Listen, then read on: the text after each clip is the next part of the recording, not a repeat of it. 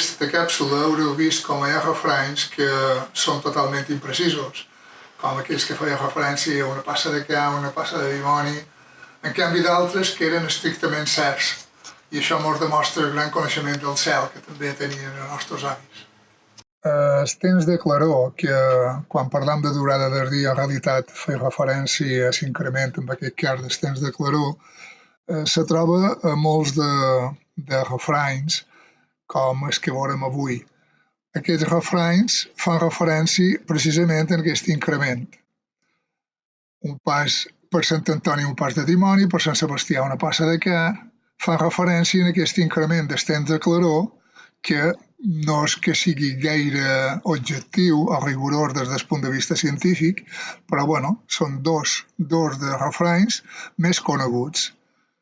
Però el 21 de desembre se produeix el solstici d'hivern i pam enrere aquests refranys se refereixen a aquest increment del temps de claror que hi ha des del solstici d'hivern fins a pràcticament un mes després, que és quan és Sant Sebastià o Sant Antoni.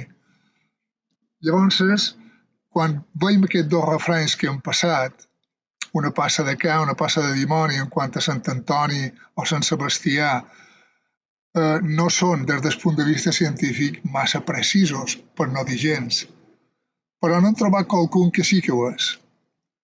És el cas de Sant Sebastià, una hora més de dia hi ha. Però clar, com poden saber si des del solstici d'hivern fins a Sant Sebastià ha passat una hora? El que fèiem és anar a les taules de sortides i postes de sol de l'Observatori Astronòmic Nacional, que els ho passarem aviat perquè és un poc pallissa, i el que veiem és que per Sant Sebastià, des del solstici d'hivern, l'increment de temps de claror segons aquelles taules és d'una mitjana d'un minut per dia.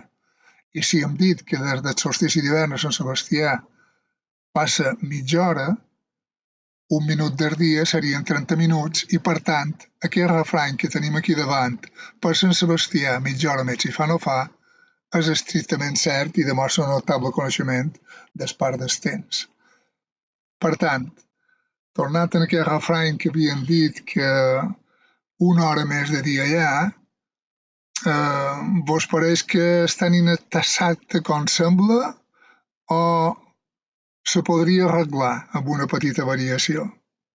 Bueno, pot ser, però d'això ja en parlarem en una altra càpsula. Bones nits.